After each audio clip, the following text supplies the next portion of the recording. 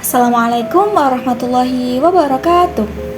Halo, perkenalkan nama saya Devira Intan Elokfa Iko, nomor induk mahasiswa 2111050005 dari kelas 6A Prodi Teknologi Laboratorium Medik dari Universitas Muhammadiyah Purwokerto.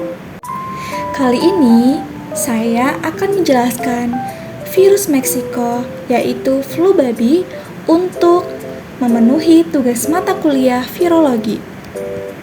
Masuk poin pertama, yaitu klasifikasi.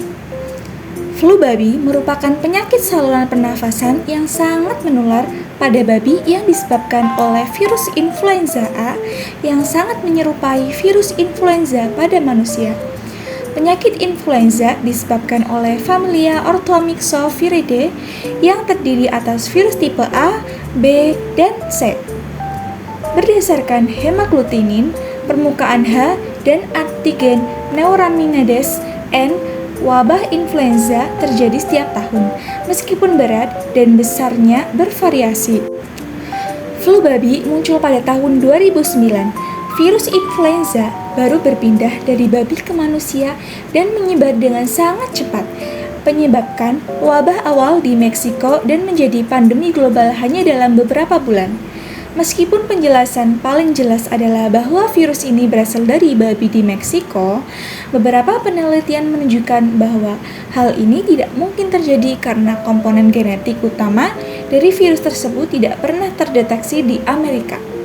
Menentukan sumber penyakit sangat penting untuk memprediksi dan mempersiapkan pandemi influenza di masa depan. Poin kedua yaitu penyakit. Flu babi saat ini diketahui disebabkan oleh beberapa subtype influenza virus A yang telah diisolasi dari berbagai jenis hewan termasuk manusia, babi, kuda, mamalia laut, dan burung. Berdasarkan filogenetiknya, virus yang ditemukan mempunyai satu galur gen yang sama, sehingga gen-gen dari virus tersebut dapat berpindah melewati barier spesies. Influenza virus menyebabkan angka kesakitan cenderung tinggi dan angka kematian rendah 1-4%.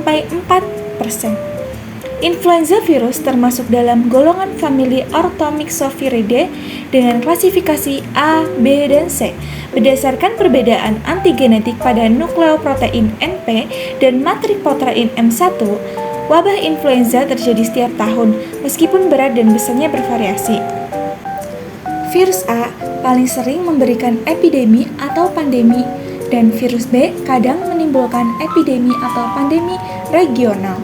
Virus C hanya menimbulkan infeksi sporadis yang ringan.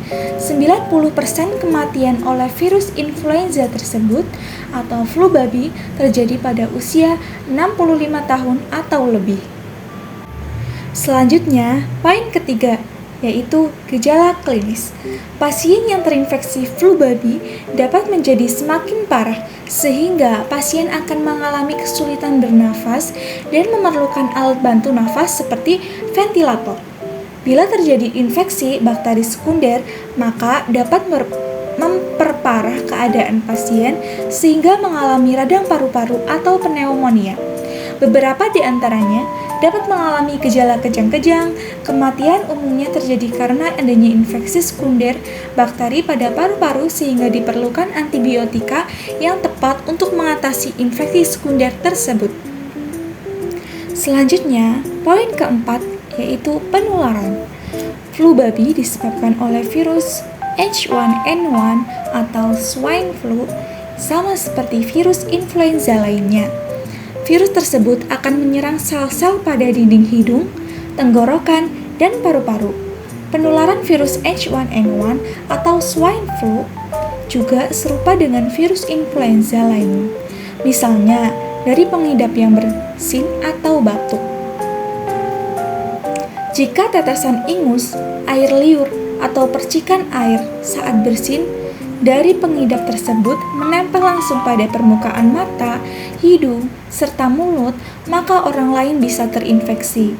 Namun, ada hal yang perlu ditegaskan bahwa flu babi ini tidak bisa menular melalui konsumsi daging babi. Poin kelima, diagnosis laboratorium.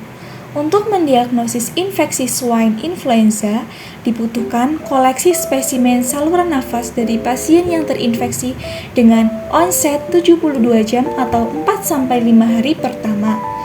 Spesimen ini kemudian diperiksakan dan di laboratorium dengan real-time reverse transcription polymerase chain reaction atau RT-PCR. Diagnosa flu babi ditegakkan berdasarkan gejala klinis pasien dan riwayat kontak dengan mereka-mereka yang memiliki gejala seperti di atas. Pemeriksaan sputum dari tenggorokan pasien bertujuan untuk membedakan infeksi terjadi disebabkan oleh tipe virus A atau B. Hasil pemeriksaan ditemukan virus tipe B, maka dapat dipastikan pasien tersebut bukan terinfeksi flu babi. Tetapi bila hasil pemeriksaan adalah virus tipe A, maka ada kemungkinan penderita tersebut terinfeksi flu babi. Sampel yang diindikasikan terinfeksi virus tipe A selanjutnya dikirim ke laboratorium yang lebih lengkap untuk mengetahui adanya antigen virus flu babi sebagai menegakkan diagnosa. Yang terakhir, poin ke-6, morfologi dan struktur virus. Virion memiliki selubung lipid yang berasal dari membran sel inang selama masa tunas. Mereka umumnya berbentuk bola atau elips, diameternya berkisaran antara 80-120 nanometer dan kadang-kadang berserabut. Panjangnya mencapai lebih dari 20 mikrometer, namun terkadang bentuknya tidak beraturan. Virion ditutupi dengan banyak glikoprotein yang mencakup membran HA dan NA dan sejumlah kecil-kecil M2. Protein membran Pfeiffer M1 yang merupakan salah satu protein virus paling melimpah di virion berikatan dengan selubung lipid. Untuk mempertahankan morfologi virion, genom yang tersegmentasi dibungkus dalam virion dalam bentuk RNP. Meskipun sejumlah kecil NEP terdapat dalam virion, namun lokasinya tidak diketahui. Sumber materi yang saya jelaskan di video ini yaitu dari web Google Scholar, Jurnal Kesehatan Masyarakat yang dipublish oleh Dia Mahendrasari Sukendra 2009 dengan judul Epidemiologi dan Regulasi Virus H1N1 pada babi dan penularannya ke manusia. Sekian penjelasan tentang Mexicovirus atau flu babi yang dapat saya sampaikan. Apabila penjelasan saya kurang tepat dan jelas, mohon dimaafkan. Semoga video ini dapat bermanfaat bagi kita semua. Amin. Terima kasih. Wassalamualaikum warahmatullahi wabarakatuh.